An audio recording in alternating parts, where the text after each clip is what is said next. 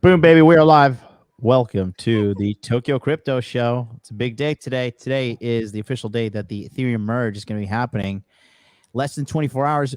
Charlie and I have got the countdown. I am Jonathan from Modern Life Dating, the other half of the Tokyo Crypto Show, and I'm joined by the Crypto Master himself. All hail, Cultivate Crypto, Charlie, the real alpha male of them all. Thank you so much for joining us, Master. Likewise, sir. Likewise, supreme leader.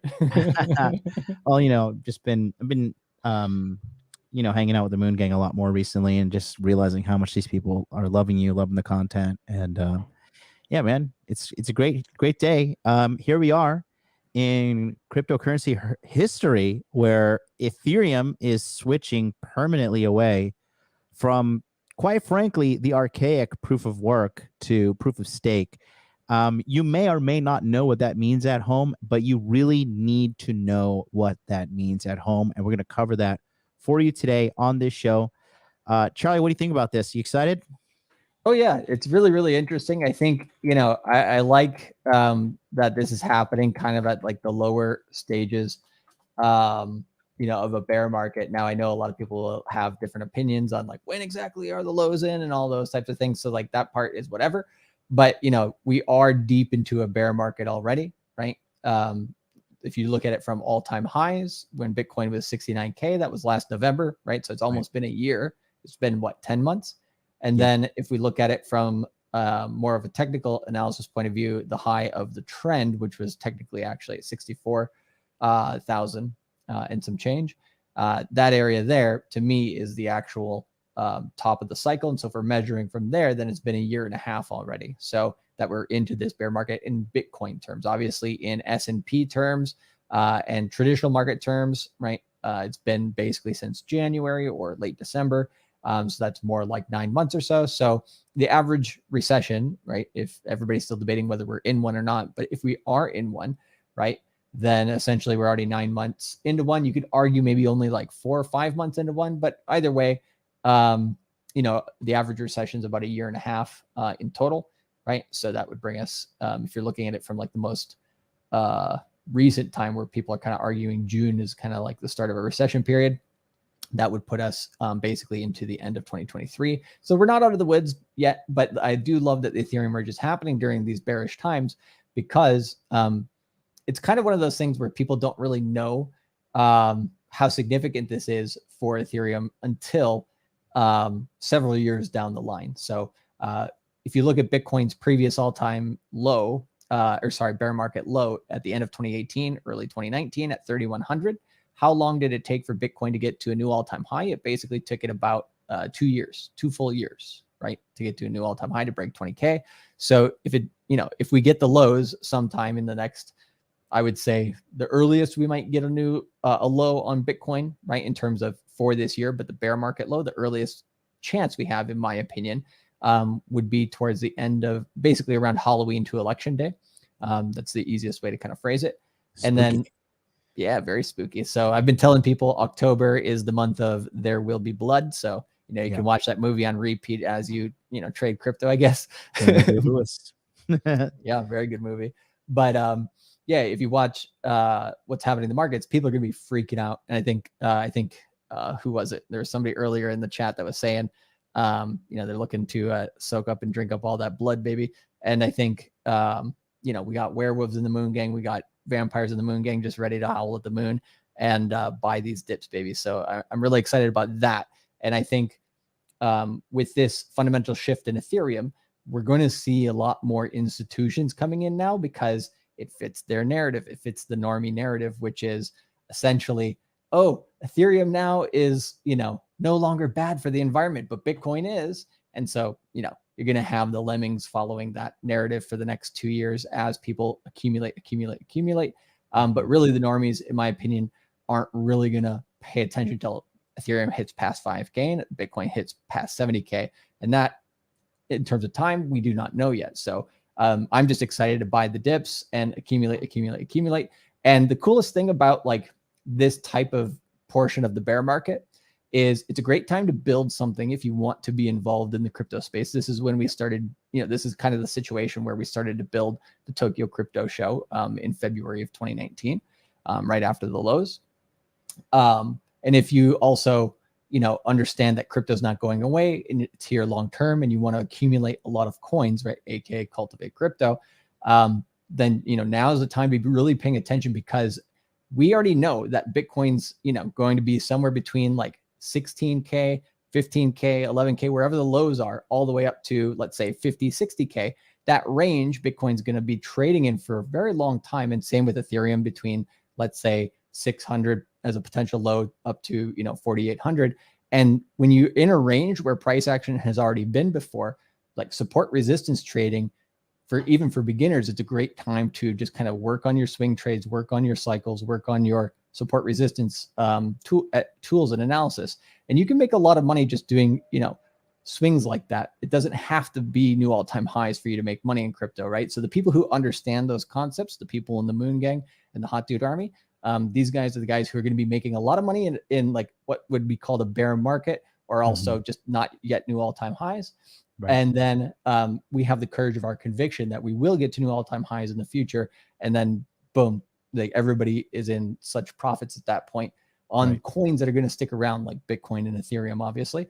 And then, you can, once Bitcoin's back above its 20-week moving average, those are the times that you can take, more of a flyer or more of a chance on some altcoins. But we know we're using the altcoins eventually to get more Bitcoin, Ethereum anyways. So all the people who have those fundamentals, who've taken the crypto mindset course, emotionally, I understand it can, like, during these periods of times in the market, it can be exciting, but it also can be very, like, it's a test of your knowledge. I don't want to say a test of faith, because if you know enough, there you go. Exactly. Because if you know enough about crypto already, it's not faith, right? It's not faith in Bitcoin. It's not faith in Ethereum. It's faith in the code and understanding of how this stuff actually works. So we really want to talk today about, I think there were some people in my live streams last week about the Ethereum merge who were like, bro, could you give like a, Ethereum merge for dummies review and stuff like that. So we're going to give you guys some of the simple stuff today. We're going to give you some of the more complex stuff today. We're going to give it all to you, but it's really exciting because I think in terms of the countdown that we got going, we're about 16 hours, 20 minutes and 27 seconds away from the merge, at least the way the current blocks are being mined. And we will never have miners for Ethereum again. So the sell pressure on Ethereum is, basically going to be less and less. Yeah, it's absolutely being relieved, because these miners aren't in it they're not in it to change anything. They're in it for the big bucks, So for me, I'm just excited that we have a good amount of people watching today, because like I said, hopefully this will fall in the majority of deaf ears, but I'll just say this, that I said it in the bull market, like, these times of easy money and like all the crazy profits coming in. I said, this time's going to come to an end. And this time now, right now, where it's not cool, it's not hip, it's not sexy to be in crypto right now, this is where you make some serious cheddar, right? Because people are going to be aping in, because the trajectory is this, right? The halvening is on target for August 2024, right? It's going to take 5 to 8 months for the price to be set in. And then after that, sometime in 2025, we're going to be seeing the all-time high. So now is the time that for you guys that were watching during the bull market and you made your money, or whatever happened, your portfolio happened, and you're still watching, you're still studying. Like, you have to realize this: when you're good at understanding cryptocurrency and you're good at understanding the market, you don't need there to be a bull market to make money, right? Let's be honest. If you made money during the bull market, like, congratulations for sure, but that's really not too much of an accomplishment. And the reason I'm saying this is not to hurt anybody's feelings or to, disparage anybody, but everybody made money during the most recent bull market. I mean, people went up like 16,000% on cum rockets. And that's not me being crass or nasty. There's literally a cryptocurrency token called cum rockets, CUM. Yeah, it's very nasty. And people were making like insane gains on all this stuff. People were buying Shiba Inu. Some of you people at home have bought Shiba Inu. The Shame on majority you. of retail traders who came in 2021 were buying that shit. Shame, Hey, shame on you if you bought Shiba Inu. God bless you. Like, well, we all learn from our if you made messes. money, you If made you made money. money, you made money. But the reality is, there's money to be made at all times, at all hours with cryptocurrency, because this thing is always opening. It's always making money, and doors never close. And it's across all currencies across the world. Like, it's not segregated based upon, the New York Stock Exchange, the Nikkei, the one in, all the ones in Korea, whatever the case may be. So I think if you believe in your mind that money can only be made in the bull market, you still have a long way to go with your education, Yep. because money can be made at all times. It's just easier in the bull market. Okay. And in addition to that, I'd like to say to the guys watching that, well, people watching, ladies, gentlemen, all that, that a recession, a bear market, all that means is you just have to work a little bit harder. This Yep. is not the recession. Like, this is not the first recession we've been through. The end of the world is not coming. If you're watching the news, they've been talking about the end of the world since you've been born. And it doesn't matter when you've been born, because that's all the news does. It's just fear and terrifying you and make you live in like this state of paralysis and fear. It's not real. It's not true. So you really just have to be stoic about this on your ups, be stoic about this in your downs. And just right now, guess what? You just have to work a little bit harder. But the harder you work on yourself, that's the number one asset. Trading money, trading time, to get smarter and invest in yourself. Nobody can take that away from you. The government can't take that away. Banks can't take that away. None of that. Once you have that knowledge inside of you, that it's forever, it's there. And as long as you continue to build upon that knowledge, I mean, then, there's endless amounts of opportunity throughout the world and your lifespan. So I just want to convey that if you are watching right now, you're really doing the best thing for yourself.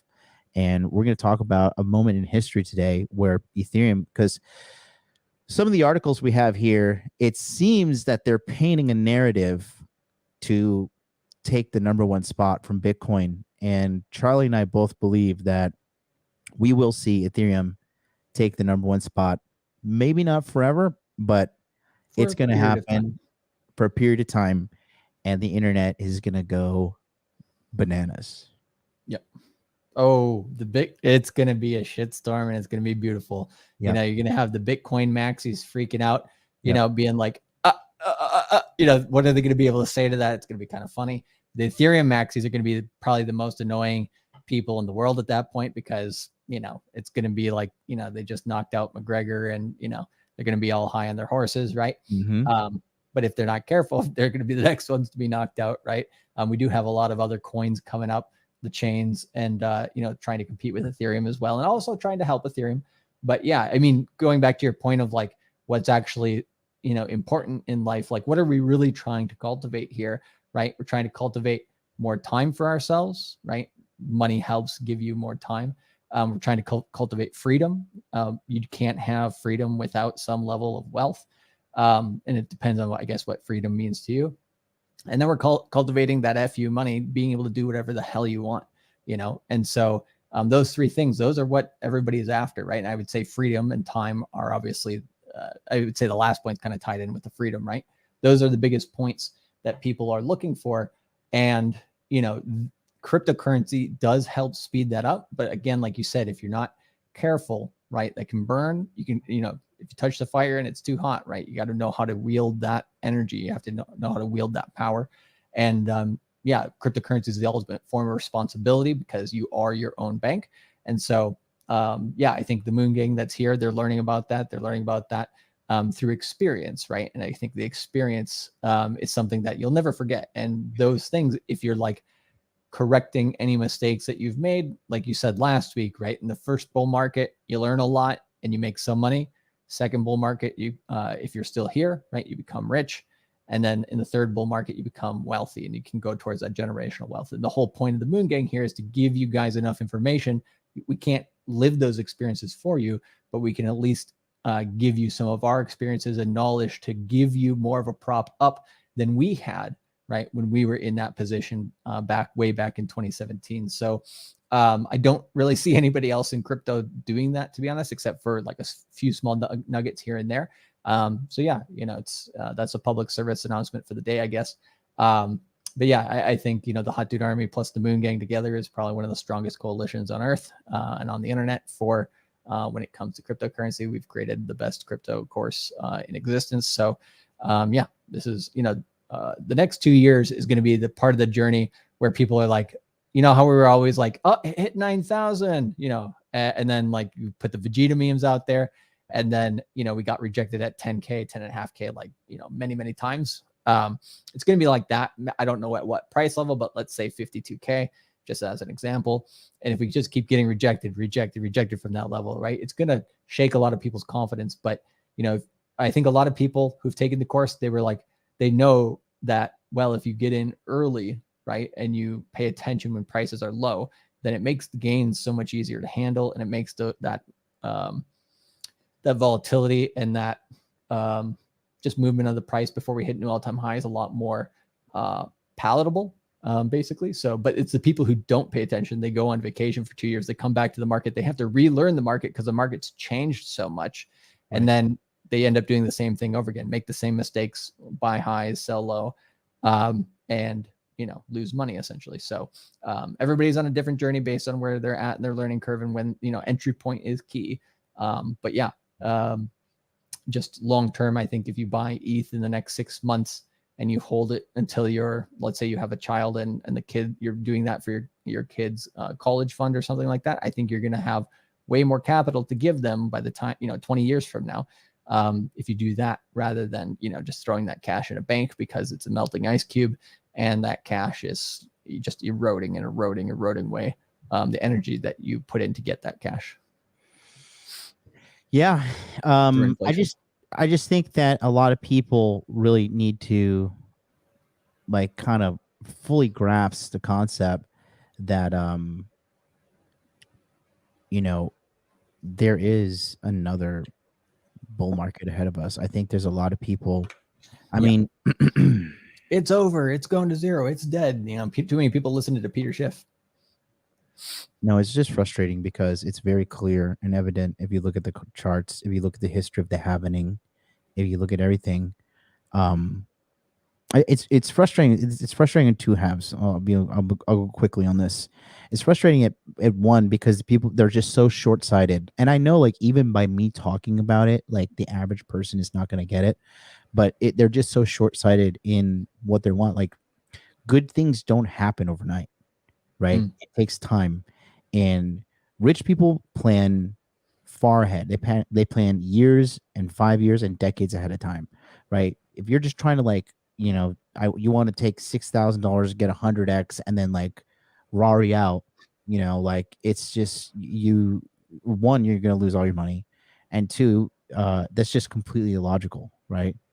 Are there people that do that? Sure, but there's like a 99% of people who fail at doing that as well, right? Yeah, there's also people who win the lottery. Yeah, exactly. And in addition to that, right, another thing is like if you pay attention to what's happening with all these crypto companies, including Ethereum right now, because this is a major update for sure. Yep. However, the bigger one that we're going to talk about it later, it seems to me, if I were to say something, and this is just me speculating privately, this is not official advice, but it seems to me with Pulse Chain, right? Yep. And Ethereum and other companies, it seems to me like they're gearing up everything to launch right before the bull run is getting ready to launch. Yep. They're in no rush, and they don't need to be, because guys, we know what's going to happen again. They're going to load up the jets. All these new crypto companies are going to come along, and really, what's the failure rate on these companies? Like 92%, at right? least. So they're going to come in. They're going to promise you the sun, moon, and the stars. They're going to tell you Jesus himself is buying this coin, Allah, whatever your god of choice is. And then it's going to come in pre-bull. You're going to pump. People who get in early, they're going to make some money. People that are late, they're going to carry the plate. And they're going to get burned again. And that's just the cycle of everything. It's been like that since the dawn of civilization. It's not going to change. You know, you just got to be coin agnostic. You need to be sober minded about this, and you need to be paying attention at all times. You know, because this market is changing daily, like daily. By the hour, this market is changing, you know, ferociously. And so, you know, you just have to understand that the opportunity will come again. And more importantly, you have to understand that just because we're on screen, we don't know what's going to happen. Nobody knows what's going to happen. You don't know what's going to happen. And if anybody we've mentioned tells this you, since episode 1 of the Tokyo Crypto Show, 125 episodes back, this has been a key theme that people need to remember. you know, and the bottom line is this, right? If somebody does tell you they absolutely know what's going to happen, that person's a verified scammer. Okay. Yeah. So even that, CZ, you know, admits he's like, I don't know, you know, yeah, I think this will happen. I think that'll happen. But, you know, even the guy who runs the biggest exchange in crypto admits that. It's unethical for anybody to say that, because reality is nobody knows. If I knew what was going to happen, guys, I wouldn't be here. To be on an island. I'd be on an island with like at least 5 supermodel girlfriends, and I would just live out my days with a smile on my face, you know. But nobody knows, and that's okay. But what it is, it's just like predicting the weather, right? You can look at the Doppler radar. You can check which way the wind is blowing. You can look for clouds. You can check precipitation levels. You can check all these things. But at the end of the day, you really don't know what's going to happen. You have a good idea of what's happening, but it's better than just walking out the door and having no idea what's going to take place that day. You know, you want to check your Doppler. You want to check the weather channel. You want to check the wind. You want to look outside. You want to look at the clouds. And that's the best you can do. And that's what we're offering here. And if you don't like it, I mean, go find someone to lie to you. Well, you could go watch Jim Cramer. Yeah, Jim Cramer knows what's going to happen. Mm-hmm. Yeah, it is what it is. But yeah, no, it's exciting, and I think people will look back on the Ethereum merge in this day and be like, "Wow, that was a seismic shift in crypto." Like, and it's like right now, it's just like, okay, like once it happens, it's just going to be like somewhat of a non-event. That's why I titled today, you know, Ethereum merge less than 24 hours away. It's probably nothing, you know, because it is going to be massive, but at the same time, like it's not going to be an immediate effect and be like, oh, Ethereum's so scarce now, it's going to the moon tomorrow. It's like, that's not how this works. Yeah. So how about we take a look at what's going on with Bitcoin? Bitcoin recently dumped, and people are freaking out, but they just forgot it like pumped, like, was it a week ago? Yeah. End of the world. If you look, there's a comment here. Actually, let me share my channel. Let me share this. Look at this. This is so funny. This just, you know, this just cracks me up. Okay, so obviously the new update for let me put this over here. One of the newer updates for CoinMarketCap is like, you can see the tweets that come out, right? You're not sharing it right now. No, I know, I was prepping it. So you can see here, this was earlier, and then we have just a drop, boom, right? Just like, you know, from what is it, almost 23,000, 22.6, and it just dropped down to basically 20, right? And you can see this guy tweeting, BTC 12K incoming. Yep. It just cracks me up just to see, like, people are just sitting at the end of their seats, like legitimately hoping bad stuff is going to happen.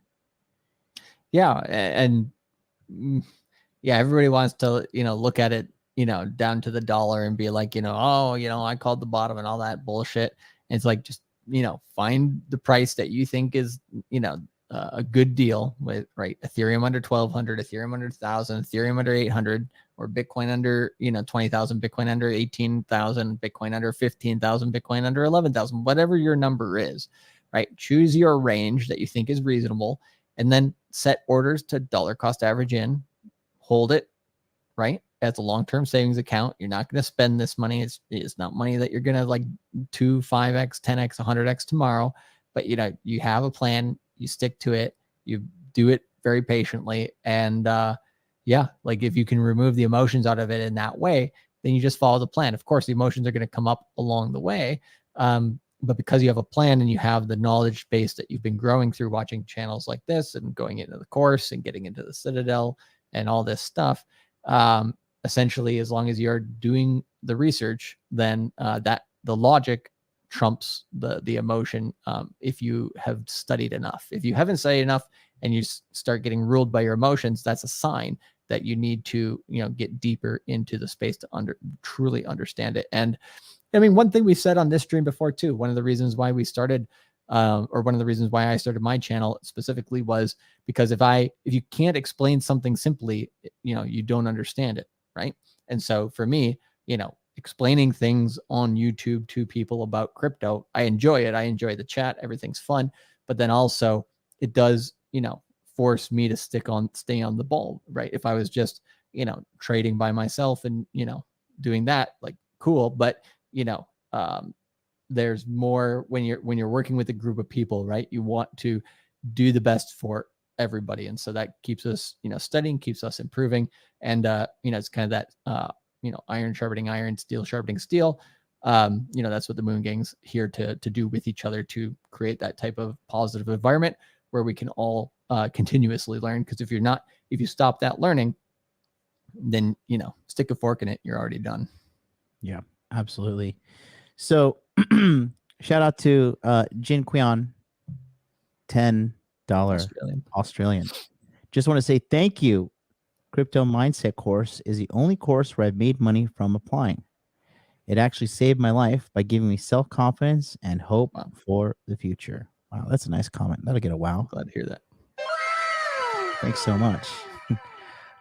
Shall we jump into Bitcoin chart? Yeah, let's do it here. Let me get that up for you. And here we go. All right, you got it? We are ready to roll. Sweet. So we got multiple things going on here on this chart. So let's zoom out and kind of look at just, basically this summer, right? So we had June here and we had the lows here. So before June, right, we had a pretty damn steep drop, right? Come and breaking below that 35K. Once we broke below there, Luna, Celsius. I mean, today, right, there was that news out there that Sir Do Kwon has basically a warrant out for his arrest from the Korean government, kind of nuts. And so, that was part of this massive downtrend here, right? Shaking a lot of the confidence, bringing Bitcoin lower than, a lot of people expected. So down here to 25K. Once we got this action, right, then you didn't get much of a bounce after that. And that was a sign, especially when we got like a high here on day 19 of the 60-day cycle. Hey, if we break below these levels, it's going to get bloody, right? We broke below those levels. It got bloody, came down here to 17,900-ish or 500-ish. And, then we have the same thing, right? Just a little bit more volatility here because under 20K, basically, Bitcoin's a really good deal. People know that. It's psychological from the previous all-time high in 2017. And so, you get price going like this. But when we see this overlapping price action, this is not impulsive. What is impulsive, right, is when we look back at, the run up to 64,000. This is impulsive, right? That's when Elon basically said Tesla and Elon are getting into crypto, into Bitcoin. This is impulsive, right? But this type of price movement that we got going currently is definitely not, right? We had a steep drop here, steep pump, right? Another drop, just more and more overlapping price action. So that crab market, oops, I did not want to do that. Yes. So crab market 100% in play, basically. So if we zoom out here and we basically look at, this trend line here going from the highs of earlier this year before those steep drops, kind of pull this trend line across here and you can see basically that it's being respected. So let's pull that across a little bit further, right? And we're currently bouncing right on top of it, right? So this is a longer term trend line. Now, if we zoom in, I have all these other lines and stuff, right? So what does that mean? Well, this one basically here was just, we had a somewhat steep run up, right? 2 points, one here, one here. And then once that breaks, you're going to get a drop. So we got a test of it here. It dropped significantly. So, we got a test of it here, right? It started dropping, hit the longer term trend line, and then dropped significantly. So we can delete that trend line now to make it a little cleaner, right? And that's the high of the previous 60-day cycle. But here's the one thing is, we did have a day 58 high of the last 60-day cycle, and we hadn't had a right translated or medium bullish cycle for the last several cycles, basically all year. So this cycle was a nice positive cycle to drum up some cash for people in the crypto mindset course and just people in general. But this trend line here, right? We came after breaking down, we came back up to it and got rejected massively right away. I think, this price movement here is a bit of a sell the news type of thing going into the CPI number announcement yesterday, right? And then we come back to that longer term trend line. So you can see right now that area is the area to watch. If we delete this trend line for a short period of time, we also have this area here of about 20,500, which is basically kind of a pivot point. You can see price just kind of wrapping itself around there, sometimes above, sometimes below, and just keeps wrapping. So what I was discussing on the show yesterday is really simple. So we started the new 60-day cycle. We had a bit of a longer one for the last one on day 81 on September 7th. We had a day 6 high here for Bitcoin, right? If you just kind of pull this over here, 6 days to the high, a steep enough drop, in my opinion, that it seems more likely for us to continue down for the majority or the rest of the 60-day cycle rather than up. So this is confirming that bearishness. And I think the biggest drop of that decline will come around right after the Fed meeting, right? The last week of the month, we have the Fed meeting on September 20th and 21st, I believe. I can go over here and look at it. Yep, 20th and 21st, that next Fed meeting where they will likely raise interest rates. And so after that, which that is around, in terms of the current 60-day cycle, around day 13, 14. So very early in the 60-day cycle. And then if we have negativity going into day 30, which is October 7th, if we're closer to the lows than we are to the high of the current cycle, which is the area here of 18,500 for the low and the high of 23,000 essentially, or 22,800, it's pretty simple. If we're at this pivot point, which is smack dab 10% above and below each of those lines, right? If we're in this pivot point, this is a time to just kind of sit on your hands, watch the market, learn things, cultivate that knowledge. If we come down here or below 18,500, you buy. And if it comes up here above, 22,800, 23,000, you sell, right? And so pretty simple. And then we wait till the end of the 60-day cycle. Now, if we do have a severely left translated cycle here on day 6, then the low can be as early as day 50 on the 60-day cycle. So this is just going by the statistics that we back tested on the 60-day cycles. It tends to be that we usually get a cycle low on day 50 or after. Sometimes we get a shorter cycle low, but it tends to be more like 80% of the time, day 50 or later. And the left translated or bearish cycles where we have the cycle high before day 30, right? This tends to also give a shorter cycle. So I would say 50 to 55 days on this current cycle, going into lows that for Bitcoin that are below that previous low here in June of 17,000, to be precise, 17,600. So I think we'll go below there again in October. Like I said, there will be blood. And so looking around October 27th to the full 60-day cycles of around November 6th, right? That area of time, that's the area of time you're looking to see, okay, where is Bitcoin at? Is it getting some buying pressure? Do we have a buy signal by any chance on the algo, on the Cultivate Crypto algo? I'll be talking about that on the weekly chart as well. And yeah, until then, you can dollar cost average in when we get below 18,500.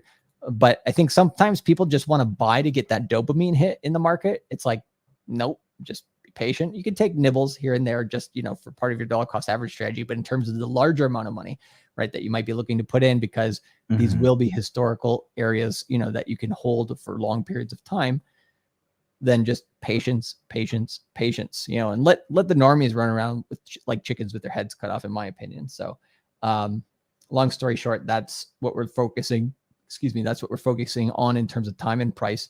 Now, there's no guarantees that this would be the end of the bear market, right? We could hit new lows, pop up for a bit, crab around again, and then hit new lows in the next 60-day cycle, which if we do, let's say we hit, let's make it, a little bit realistic. So like a 55-day cycle low, we pop up for a bit, we crab around, and then we get new lows and maybe the bottom of the bull market, maybe around, the next 60-day cycle, maybe around Christmas, maybe going into New Year's, right? So, but there's no guarantee that this is going to be the low of the entire bear market or anything. There's no guarantee that June was the low of the entire bear market. There's no guarantee that early 2023 will be the low, but we continue to pay attention, look at probabilities. And really it's just like climbing a mountain. You want to take one step at a time, focus on that next step. And the current next step is just this current 60-day cycle, right? So you just pay attention. Don't look at the top of the mountain or the bottom of the mountain, whichever, metaphor you want to use, but, don't focus on the end goal as much as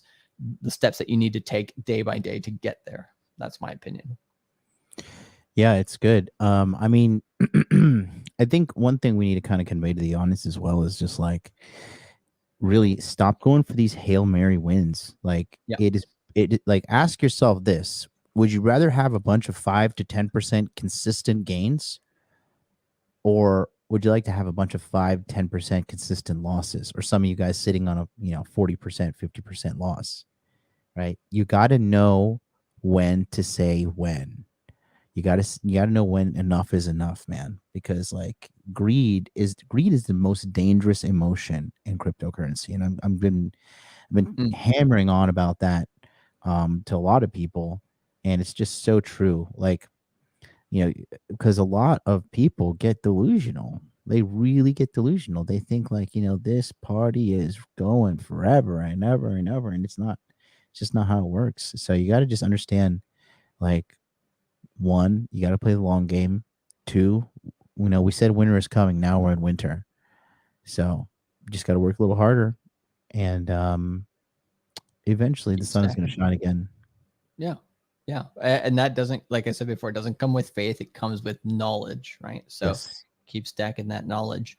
If we look at Ethereum in the current situation, I talked about this on the other day on the show. I was like, we'll probably dump back below this sell the news event going into the CPI print, and the Ethereum merge will probably come back below this 100-day moving average, the yellow line, right? Then we probably just jump for a bit between this 50-day moving average and 100-day moving average, right? Which is getting wider and wider and wider.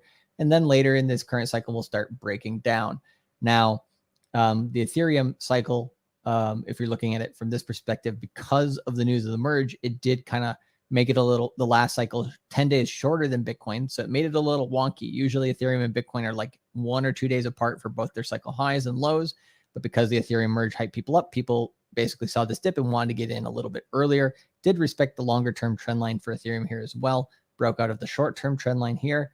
Positive. But if one thing we can do here is we can just literally take a new trend line here and pull it across. And look, it just lines up with the current day's price. If this starts breaking down, then you start probably seeing something like this, where it breaks below here for a day or two, tries to regain it, and then the merge comes, and then sell the news. Price basically crabs around, going to potentially new lows, or at least this area here of $1,000 to $1,200 for Ethereum. So I know, when, just as an example, right? Because sometimes the altcoins give you a shorter life cycle, meaning they happen, the moves on them happen so fast you can kind of learn more quickly. But with more volatility. And we saw with Hedron the other week, right? I was saying, hey, looking pretty high here when it's around the 0.050s and like, what was it? It was like 50 and 60. I'm like, let's take profit area. Some people did. Hopefully most people did. And I said, we're going to see, 0.0 and then 50s to 5 Hedron again, right? So basically I'll just say like under 30, which is kind of right around right now. And some people were doubting me, like, no, this thing's never going to crash, bro. It's going to the moon. It's never coming down because yada, yada, yada. It's like, well, the charts don't say that, right? And if you really look at it in enough detail, you can see this. And so, everybody, when they see a pump, they're like, it's like you said, they kind of get delusional to some extent. And the greed gets them and they buy the tops. Like, yeah. Yep. And you just see it in a much shorter time period in a faster way with an altcoin, And so, yeah, I mean, just be patient, wait for these lows, wait towards the end of the cycle. And doesn't mean you should stop paying attention. It means you should be paying attention even more, because these opportunities are so juicy and so rare that literally this opportunity for Bitcoin, Ethereum here is just as big of an opportunity as the last one. Actually, if you look at like this here, the Puel multiple for Bitcoin, basically the last time we had like the most low risk we've had in the last few years was here in 2018, right? We had a low risk area to get in. Here in 2015, we had an extremely low risk area to get in, the bottom of this green box. And here back in 2011, we had a very good opportunity. So these were the lows of the bear markets, right? And so we haven't hit that low yet. We got close here in June. So that was a great time to buy, of course, and dollar cost average in. But I believe we'll get back down to that lower dotted line, or at least close to it, kind of like what we had in 2015. So you can literally see in Bitcoin's history, and Bitcoin runs the market. So it's creating the lows for all assets. We had 1, 2, 3. We're coming upon the fourth, like most low risk opportunity to be in the market. So if you're not paying attention, you miss it. That's on you. Well, we got some news in regards to, what's going on with this merge. And I think we're going to read a couple of things here. We got a couple articles we're going to talk about. Do you have any just general thoughts on this whole thing, Charlie? So you have accepted the truth. Thanks for subscribing, Kyle. Say his piece. Yeah. My take on the Ethereum merge is essentially this is an event, which is just as big as the Bitcoin halving in a way, right? But it's not going to be like immediately impactful. I think it's going to take some time for people to really realize this. And then I would say the other take that I have on the Ethereum merge is it does centralize Ethereum a bit. So it does make Bitcoin more valuable as like a long-term store of value. But what it's going to do, because it's taking the miners away from Ethereum, it takes away some of the sell pressure. Bitcoin is that asset where, kind of like gold, it's going to retain its value over time, and it's going to increase slightly, but it's not going to be too crazy, right? So people who have a lot of money are going to want that because it's volatile enough for them compared to traditional assets, but not so volatile to where they're like freaking out about their wealth, right? So that's Bitcoin's use case, and it is the more decentralized, and in that way, the proof of work, to be honest, is the better consensus mechanism in my opinion, but it is slower to improve over time. So if we do want to, compete with Wall Street, and we want to compete with that type of finance world, we do need faster assets, and Ethereum brings that, as well as Polygon, as well as Solana, as well as Phantom, as well as all these other chains trying to help, basically bring the masses into crypto. So those are my takes, and Ethereum is basically just speeding up the mass adoption growth because it's kind of like if you go to the normie on the street right now and you say, hey, do you know what Ethereum is, or do you know what cryptocurrency is? They'll probably say Bitcoin, maybe Ethereum, right? And definitely Shiba Inu. But I think after the Ethereum merge and after it potentially flips Bitcoin, later in the cycle, that's when people start being like, this stuff's not going away. And okay, I need to get some Ethereum now. And then, let the FOMO begin and back to bull market, baby. So it's going to be, like you said, a rinse repeat type of thing. Yeah. And there's a lot of pressure on the Ethereum dev team, right? Oh yeah. I mean, if they fuck this up, it's going to be front page news. That's for sure. It's going to be bad. There's a lot of people who are flocking to Ethereum Classic right now because they feel like, I don't know if you guys have been paying attention, but since July 17th, they really have been pumping Ethereum Classic because a lot of these ETH maxis truly believe that that this is going to collapse the entire Ethereum ecosystem. I don't think they're going to screw it up, but it could happen. It could happen indeed. Exactly. But and that's the narrative. I would say the other part, like if you're looking at actions versus words, those are the words, right? And I would say it's a legitimate fear to some extent. But if you're looking at the actions on the blockchain, right, the miners, they have to go somewhere, right? They're going to be able to be validators if they stake their Ethereum, but they're going to be cut out of the financial loop with Ethereum. So the miners right now, they're like, where do I point my hardware towards? I guess I'll get some of this shitty Ethereum Classic, and so they're going to take the money that they can. Yeah, I like it. We got a super chat from Tap2. Shout out to you, Tap2. $10 super chat says, get into Citadel chat. Better to get yourself into a helpful, knowledgeable community than to spend $100 a month on unproductive streaming services. That goes for OnlyFans. That goes for porn. That goes for alcohol. weed, you name it. We can do better with that money if you get into the Citadel chat and pay attention. Because the thing is now, like, bro, I'm still paying attention to cryptocurrency now. You know, I have nothing has changed for me really. And I'm excited because looking at like this bear market is it's looking like a 2015 bull market. You know, it's not looking bad at all over here. I mean, good I understand accumulation. people are down in their portfolios for sure. But if you are down in your portfolios and you were up at one point, the lesson for you is you have to know when to take profits. You have to.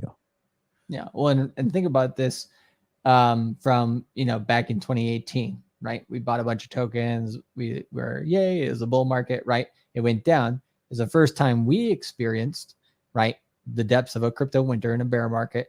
And did our faith or understanding of crypto get shaken? 110%, right? We were like, what if this stuff never comes back? What if Bitcoin never hits 20K again? Is that possible? Right? It was possible, but in my opinion, it wasn't probable based on once you really dig into this stuff. And that's why we started the Tokyo Crypto Show, is to inform people, you know, people who aren't in crypto as well as people who are in crypto, you know, hey guys, you know, we've had this experience as well before. We've been down, you know, 80% on the portfolio before. Like, it's nothing new. You got to get used to that. If you can't take the volatility of the roller coaster, get off the ride, you know? And that's okay. Like, for some people, they need to do that. I get it. But for those people who understand this and are continuing to do the research on this and really understand it, right? Those are the people who, you know, they will make it to the next bull market, and then they will make even more, you know, money than they had. Let's say they went from, I'm just going to give a normal portfolio, 10K to 90K. They didn't sell because they wanted that 100K, and then it slowly, you know, melted back down. You know, maybe they put in 10K, but now they're, you know, at 30K, or maybe they're at 5K, whatever the scenario, right?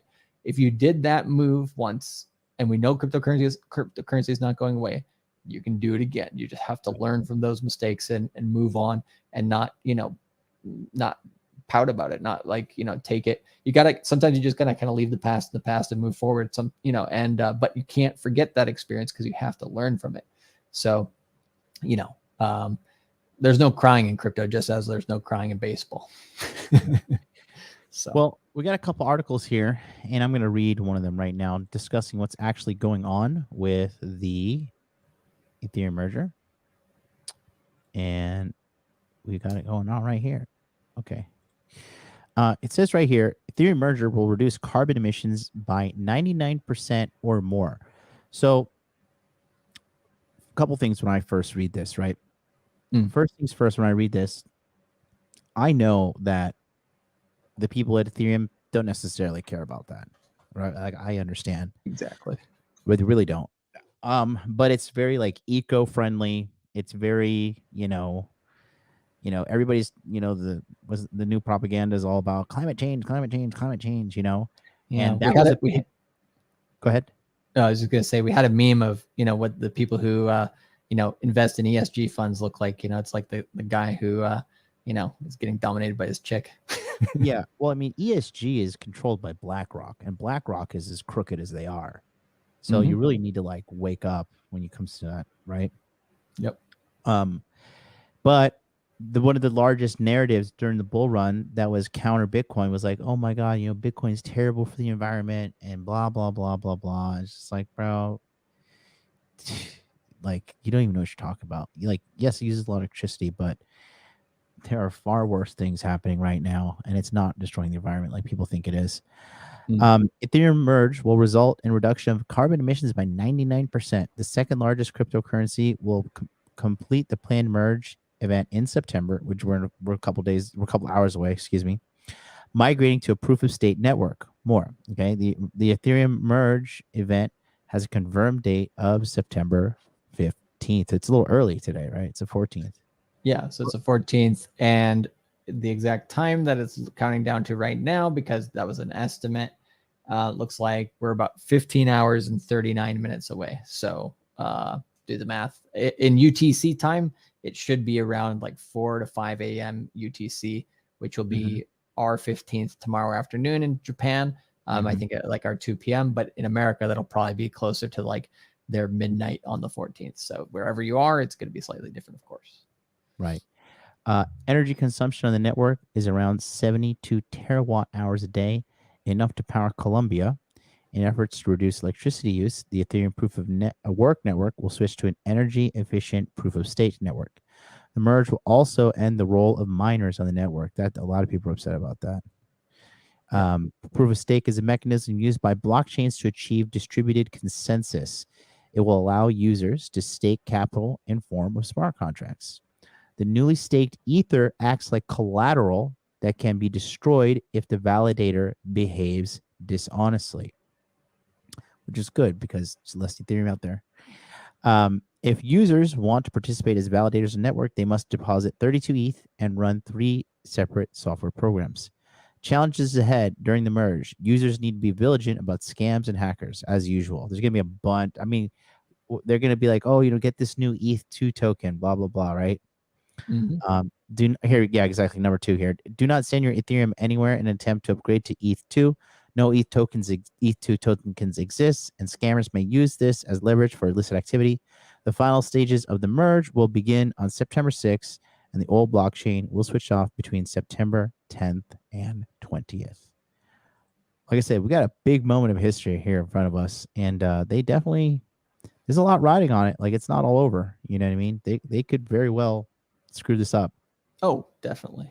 And one thing I wanted to add to that, so that's kind of like a good, too long didn't read version of the merge. So if you like, I'm going to throw this in both our chats, that link to that. So literally, if there's something in there that you don't understand, you're like, simplify that for us. Like literally, that's pretty much the simplest it's going to get for you. So use that link there. Go and Google any terms that you may not understand. Find some YouTube videos on them. And then you can understand I mean, to us, right? Because we've been paying attention to crypto for so long, when we read stuff like that, we're like, oh yeah, okay, I get it. It's normal. But, sometimes we forget the normies out there, the 99.9% of people, or at least 95% of the people on earth really barely even know what Ethereum is. They know Bitcoin. That's it. So I understand why that can still be somewhat of a mountain for people to understand. So DYOR, grab the link, go on to Google, figure out a couple of those terms. It's really not that hard. You spend an hour of your time, you'll figure it out. But sometimes people, they don't want to lift a goddamn finger. So it is what it is. But the other thing there with the miners being taken out, right? We know if supply is reduced, that's a good thing, right? But we know price will not increase until demand comes, right? And so that's why I think there's not going to be an immediate impact, because we have seen Ethereum supply being reduced over the last year. We're going to see it being even more reduced over the next couple of years. And it's going to have a delayed massive effect, meaning Ethereum can get back, above 5,000 and past 10,000 in the next bull run. But it's like you said, it's not going to happen overnight. You're not going to get rich overnight. But if you're paying attention consistently and you know where this is going, then you're going to be just fine.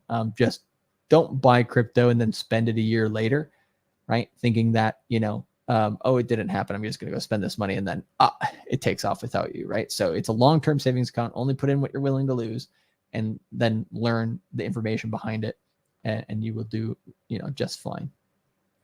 Yep. You want to go into that next article, the longer one with the updates? Yeah, definitely. Let me pull that up for you.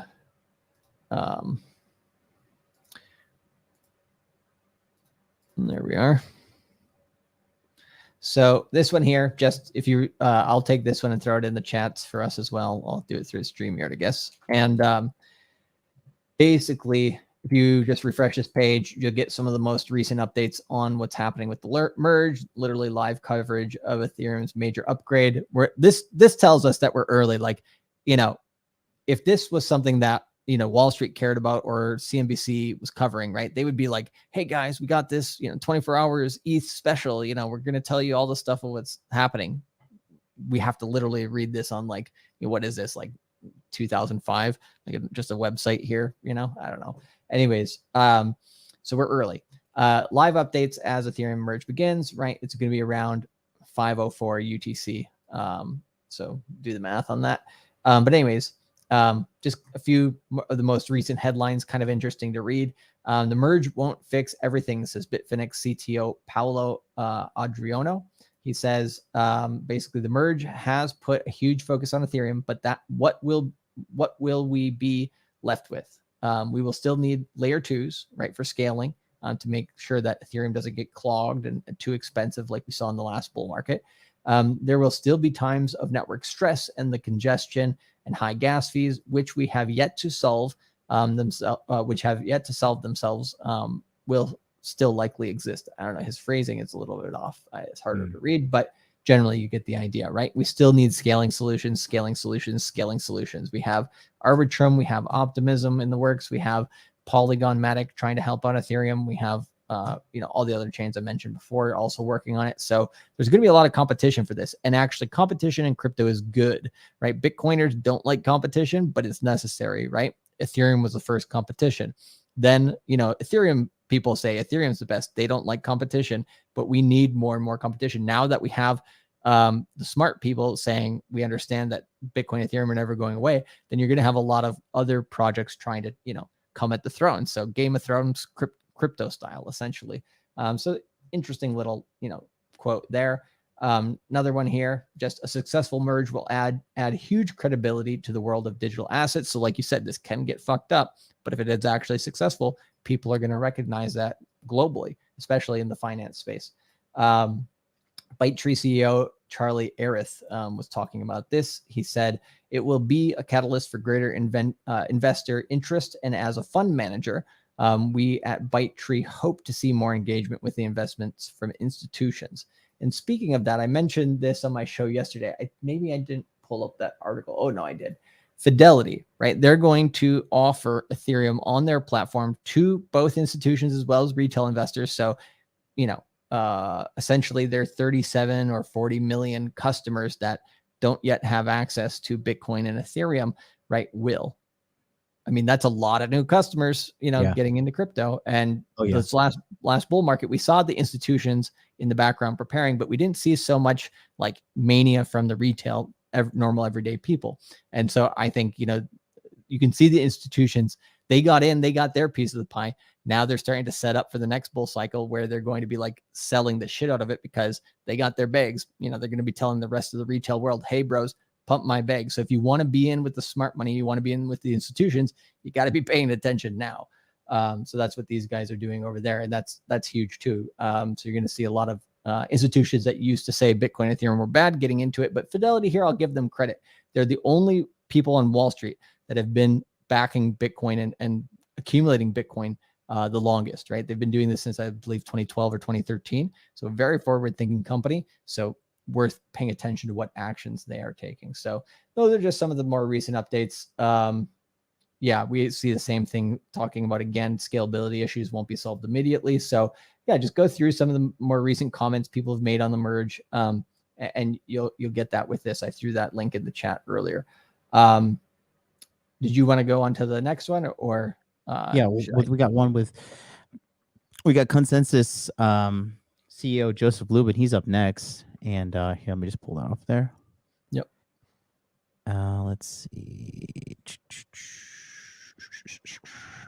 Oh, wait, hold on.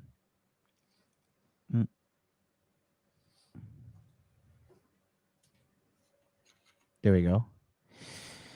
All right. So this is Joseph Lubin. The merge will be enormously impactful, right? I don't think the average person really knows what's going on. And I don't think if people really knew what was going to happen, a lot more people would be watching right now. But again, so you have accepted the truth. It's just the Ethereum merge is 1,000% happening. This is just huge news, and I just can't believe that there's not too much hype around it. But hey, it is what it is. We're in the midst of a bear market. Ethereum co-founder and CEO of Consensus Joseph Lubin discussed the merge in an interview with Bloomberg TV. We got a clip of that coming up with Charlie. It'll be as smooth as if your iPhone or laptop has upgraded its operating system overnight. Oh man, they have got to perform. Don't crash my computer, bros. Yeah, mate. Consensus CEO Joseph Lubin says he thinks the merge will be. I like how they uppercase the merge, like it's like a friggin' like Jesus. Enormously impactful, and there will be little disruption to the end user. In an interview with Bloomberg TV on the merge, the Ethereum co-founder also described the event as probably nothing. Enormously impactful, probably nothing. Got it. Explained that it will be very likely nothing, in the sense that there's no disruption that's going to be experienced by end users. He added, "It'll be as smooth as." Oh, did I? Oh, okay. Yeah, Okay. they sometimes repeat in the Okay. summary, so It'll be smooth as they the know iPhone. people's attention spans are like not much anymore. Yeah, I thought I was going crazy for a second. It'll be as smooth as your iPhone or laptop upgrading operating system automatically overnight. Consensus is the blockchain software technology company behind crypto wallet MetaMask and Ethereum infrastructure platform Infura. It recently inked a deal with Starkware to bring ZK rollups to those products. Lubin closed off the interview by discussing the history of the ecosystem, suggesting that the merge was the third major event to happen to crypto after the advent of Bitcoin and the development of Ethereum. I mean, read that sentence again. That's pretty bold. Yeah, Lubin closed off the interview by discussing the history of the ecosystem, suggesting the merge was the third major event to happen in crypto after the advent of Bitcoin and the development of Ethereum. Pretty big. What do you say?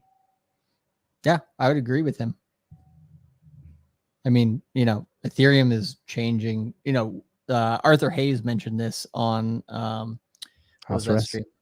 Yeah, well, exactly. Well, he was in a very beautiful home under house arrest, but he mentioned when's the other time in crypto where we saw one of the top cryptocurrencies by market cap change from proof of work to proof of stake. We haven't. It's the first time. It's a one of one event, right? And he mentioned this, I believe, on Bankless. Yeah, and I mean, he's right. This is unprecedented, and so it is. Unless it turns into Bitcoin Cash, which I think it won't, right? It is essentially, one of the biggest events. Obviously, Bitcoin Cash was a huge event too, but yeah. No, Bitcoin Cash was pretty. That was when I read that was the first thing I read about Bitcoin Cash. I thought that was a pretty huge event. Yeah, it was a huge event. Honestly, I think and I hate to even say this. God, I hate to even say this, but Dogecoin breaking into the top 10. Yikes, man. Is it there currently? I'm literally pulling up the chart right now. It is number 11. Nice. Cannot believe that, dude. I guess I can. Unbelievable. Jesus Christ. Believe it, Ripley's Believe It or Not, right? Jesus Christ, man. Unbelievable. Yeah, and so let's listen to what Joseph Lubin has to say, because I think, it's similar to the article, but it is sometimes nice to hear it, from the source. And appreciate you, sir, for booking your one-way ticket to the moon, buying those dips. Talking about how impactful he thinks it is. He's expanding on that article here a little bit more with Bloomberg. Can you hear this? We think it's. Yep. Okay, cool.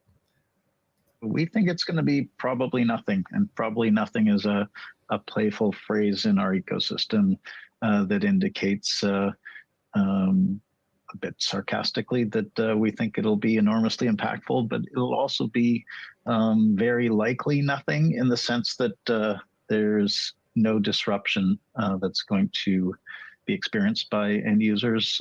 There's virtually no disruption that's being experienced by software developers. It'll be as smooth as if your iPhone or your laptop has upgraded its operating system automatically overnight. In terms of impact in the history of our ecosystem, there have been two major events so far: the advent of Bitcoin and the development of Ethereum, a much more programmable and expressive blockchain technology. This slots in as number 3, in my opinion. Yeah, so pretty massive, definitely worth taking note of. And I think in the chat here, we have the crypto engineer for 99 super chat. Appreciate you, bro. Says, as an engineer, this is a huge accomplishment for the Ethereum team. An extremely complex migration was done here. Congrats to the entire ETH team. Yeah, knock on wood, right? Leave the congratulations and the flowers until it's complete. But 110%, it is not an easy task by any means. Yeah. Any thoughts on that? I think that we're just kind of at this point right now where we just got to sit back and see what happens. Yep. Um, 110%. we're just sitting here, we're watching everything happening, and it is absolute history. You know, I'm just like, I don't know. I don't know how to feel, but I mean, okay, I do know how to feel. I'll be honest. It's in my best interest, you know, for everything to go well, right? But part of me wants to see a little chaos. We'll see chaos in October when, you know, people who are like, they didn't know anything about Ethereum, they bought it just because they heard about the merge, and then they held and they didn't know October will be blood, right? Then we'll see chaos, that's for sure. Yeah, man, it's looking wild. It's looking wild. Yeah. Are you going to do that article there? Yeah, I just wanted to read a couple quotes from here, right? Some commodity veterans are saying Ethereum's merge upgrade is revolutioning the world of finance, or revolutioning this financial world, I should say. But yeah, just kind of interesting quotes here. I think this is Mike McGlone from Bloomberg. He says, there's things like Ethereum, which we know that the merge is coming up. It's going to be a little dicey with the technology, but it's revolutionizing the financial world. It's a big event. I fully expect Bitcoin, Ethereum, and the overall market, depending on how you measure it. It looks like an index of like the top 10 will come out ahead. But let's remember, this one was one of the most historic, best, hottest leading indicators ever on the way up. Now it's just inverting lower. But what are we doing in this case? We're really building that foundation. So I think this last line is the most important, which is Ethereum's doing this during down times, because if this happened during a bull market, right, the stakes would be 20 million times higher if it failed. But then also the ridiculous amount of people speculating on this would just make the price of Ethereum be massively volatile. So instead, having this be done during down times makes it quiet enough so that the team can get it done properly, but then also that the people who are really paying attention understand that this is building the foundation of what's to come in crypto. So I do think that is, kind of worth noting here. And then I just had a couple other small bits of information on the merge in terms of, how people can look at this. So here's a decent thread from Rebecca Stevens. She says, in terms of numbers of validators, Lido Finance is leading the way. In general, staking services are dominating in validator count due to the ease they provide users looking to stake. So yeah, we just kind of blow this up, right? Lido allows people to stake Ethereum pretty easily. And so they have essentially the most Ethereum being staked in their pools. And kind of to explain this, right? So for when you're mining Bitcoin, right, you can pool together mining operations and have more hardware and potentially get a better chance at getting that Bitcoin reward. In this case with Ethereum, you can also pool together people holding Ethereum, use that Ethereum to validate the network by basically staking it, and then having more validator power. It's the same thing, but instead of using mining power, you're using basically capital. And so Lido has extreme, influence, right, on what happens with Ethereum once proof of work is gone and proof of stake is implemented. Lido is a company to pay attention to. Here we have an unknown entity basically staking a lot. And we have Coinbase, Kraken, Binance. So then you see like the biggest exchanges in the world. If you add those three up, right, there is some centralization in terms of largest pools staking, right? So we see these four companies being the most important: Binance, Kraken, Coinbase, and Lido. So there is some concentration here, but also, like Rocket Pool and other areas, you can stake if you have less than the required 32 Ethereum. So it does democratize staking a bit, because you can't democratize mining. Mining went from being democratized where anybody could do it to gentrified where only the people with a lot of wealth can do it. And yeah, you can be a node and you can, use your Raspberry Pi or whatever and validate stuff on the network, but you're not going to be getting much in terms of, any rewards, right? Whereas here with staking, you can. So for the common man who does want to help validate the network, because we're in it for the tech, some people are, but then also wants to get some rewards from that, you can. And for the institutions who are getting into crypto, right, getting 5-10% for staking their Ethereum, to them, that's like, oh my God, that's amazing, because not only are they in an asset that's going to outperform the dollar over the next 5 years by a ton, right, but they're also gaining some extra yield on that because they're going to be holding it anyways for a longer period of time. So, that plus what we were mentioning before on the reduced energy, the kind of ESG stamp that Ethereum is going to get and Bitcoin won't, right? You're going to see a lot of the narrative going towards Ethereum, and that's going to contribute towards the flipping in terms of market cap from Ethereum going over Bitcoin at some point, because the institutions, right, they're zipping their mouth a bit on Ethereum, and they're talking mostly about accumulating Bitcoin because this is what they did in 2019 and 2018 is they were accumulating Bitcoin, but they weren't talking about it. They're like, oh, Bitcoin's, JP Morgan was saying Bitcoin's going to zero in the background, grabbing some, right? Goldman Sachs had basically did a report at some point, I think earlier this year or later last year, where they were basically championing Ethereum. And so, Goldman Sachs, even though they're not talking about buying Ethereum on the lows right now, they're paying attention, they're buying. So, it's worthwhile thinking about, Ethereum. Can you argue that it'll be more centralized than Bitcoin? You could already argue that, and you can argue it more now. But at the end of the day, in terms of price for the people looking to make money, looking to make, more and more crypto over time as well, essentially, just keep stacking, right? And you don't want the network to get compromised by an entity like BlackRock or something, but can you stop it? With Bitcoin, I think that's the kind of the backstop for crypto, because they're gonna have a much harder time taking something like that over.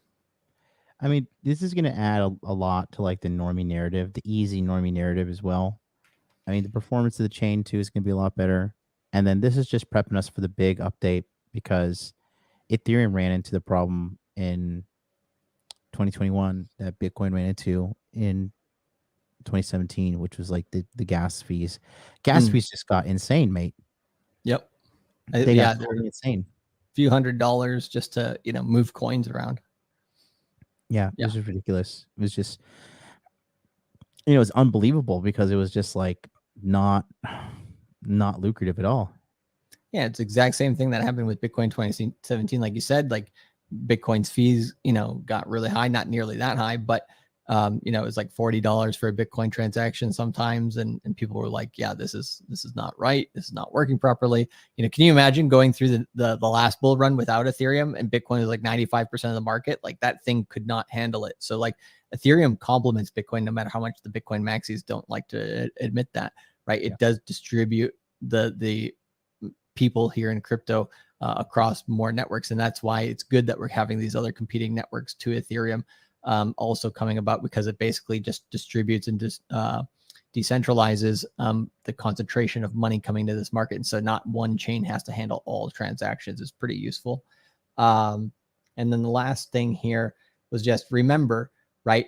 There will be there's a supply shock that's happening over the last 1 year since the EIP 1559 upgrade in August of 2021. And then obviously after the merge here, when there's no more miners to dump coins onto the market, right? There's going to be some supply shock over the next 6 months. But do remember, right, that those Ethereum that are staked right now, which I believe I can't remember the number, is over a certain amount of dollars. But anyways, it's a significant amount of money.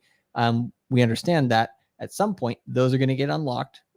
And when that comes unlocked, there's going to be some people who sell that Ethereum on the market. So then supply will increase again. So it's not like supply is forever now decreased. There's going to be times that people unstake and more coins come onto the market. So when is that? If we look at this Twitter thread here from Evan Von Ness, he says, but staking rewards are not liquid until the next fork, which is at least 6 months away, right? So in 6 months or up to a year, right? At some point in there, you got to pay attention. Okay, when is that next update going to happen? And when it happens, then all of a sudden, the people who are staking Ethereum down at $300 are going to get their Ethereum back, and right, they're going to probably be taking profits, because it might, let's say Ethereum's $3,000 at the time. Great, right? Then more Ethereum comes on the market, people dumps back down to like 1,200. People say it's going, back to a bear market, right?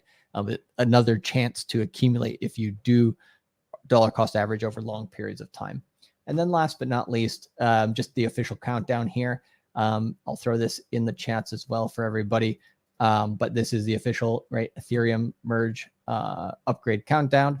And you can go to ethernodes.org and see this link there in the chat.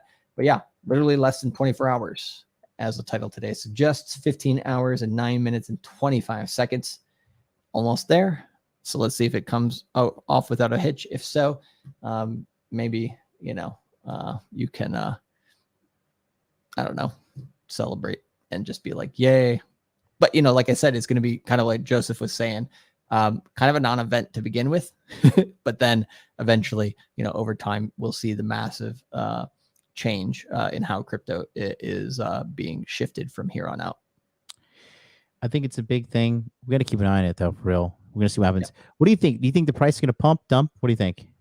I think it's going to crab. I think it's going to be we've already gotten the pump going into this merge, right? Because here's the last update that I think is really important to know is that if you are holding Ethereum in a private wallet, Binance said they would honor this as well, but it's a centralized exchange, so who knows? But if you're holding in your MetaMask or in your Trezor or in your Ledger, your cold storage, your hot wallet, your Exodus wallet, whatever, wherever you hold your private keys, if you're holding that Ethereum there, you'll get there. So the ETH2 will not be a coin, but ETHW or ETH POW, which is proof of work, looks like it is coming out, and the snapshot for that will be about an hour after the merge goes live.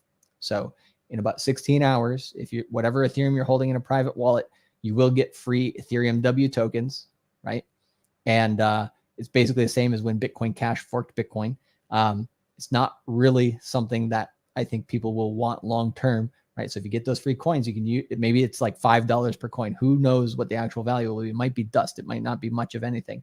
But you can use those coins to buy more Ethereum. You can, if you want to wait it out for a year, hold those things and then buy more Ethereum with it. Whatever you want to do, it's a free little chunk of change there that might be a nice little airdrop. But yeah, just double check that information. Don't trust, verify. Go on the internet and find these things before you claim your tokens, because obviously there will be some scam sites out there saying, "Hey, get your claim here," and then they take over your wallet, right? Or they drain your wallet. So just be very, very careful with that type of information. But from what I've looked at, it looks like the ETHW will come out as well. But yeah, interesting. How would they go about claiming that?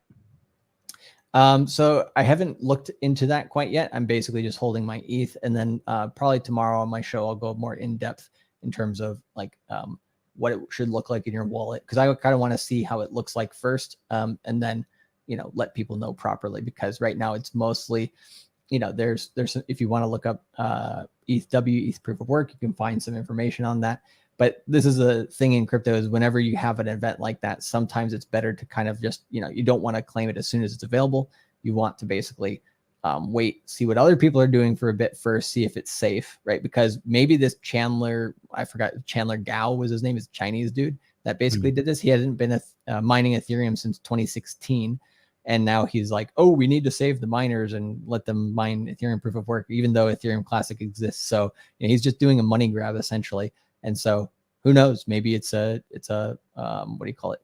Not a friendly thing. Maybe it's something that maybe he's a scammer. Maybe he's Do Kwon 2.0. I don't know. So I want to kind of wait it out, see what other people are doing first, see if it's, proper, and then I'll claim the free money. But again, like picking pennies up in front of the freight train, right? You don't want to risk it too much, especially with a wallet that you hold private keys to. It's going to be a good time. I'm excited to see this. I'm interested that the ETH POW too. That's going to be interesting. Yeah, I think it'll be like Bitcoin Cash, but the people in crypto won't get fooled, but the people who are newer, they'll get fooled for a bit. I mean, the only reason Bitcoin Cash had any traction is because it had such a crazy zealot under it, and a crazy in a good way, not a bad. I mean, just Roger's. We both met Roger. He's Bitcoin Jesus, man. He's an enthusiastic man, to say the least. Good salesman, I'll say that. Yeah, bro. Yeah, bro. And I don't think Chandler Gao or whatever his name is quite at the same level. So who knows what ETHW will do, if anything. But hey, something to keep paying attention to. There's not as much going on in the market. But yeah, again, to answer your question, I think we've already seen most of the event in terms of price action. And then now what I'm waiting for is the dump going into October. So I'm just sitting back with my popcorn, watching everybody else in crypto run around like chickens with their head cut off. Yeah, I'm looking at a couple different things too on CoinGecko, like just seeing what's happening and like, yeah, the market. I mean, it's kind of like it is kind of crabbing right now. It's like 3.9, 0.4, 0.5, 0.8. Like everything's kind of relatively boring. Yep. I think the whole ETH world. I mean, it seems to me like the crypto world is just, watching and like waiting.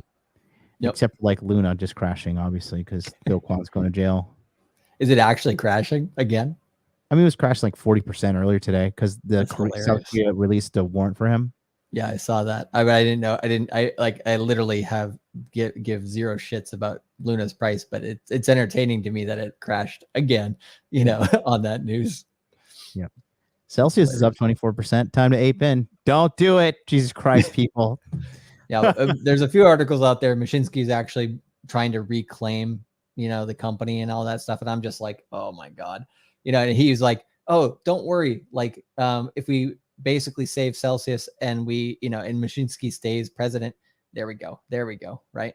So if Mashinsky's like, oh, don't worry, guys, we're going to reclaim Celsius. And don't worry, you don't even have to trust me. We're going to make it, where you don't have to trust anybody. I'm like, there is zero things that Mashinsky can say from here on out, right? Where that have any verifiable like truth to them. You just basically everything that comes out of that dude's mouth is a goddamn lie, And so it's just one of those things where it's like, why would anybody in crypto trust that man again? They shouldn't, and they won't, or if they do, I would say, wow, this market is ridiculous.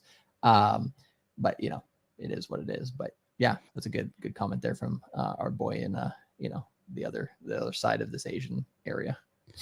Well, I think that's going to do it for us today, man. We appreciate you guys for watching. We'll catch you next week on the Tokyo Crypto Show. Keep an eye on the Ethereum merge because this is going to be something big. Until then, we'll see you next time. Peace out.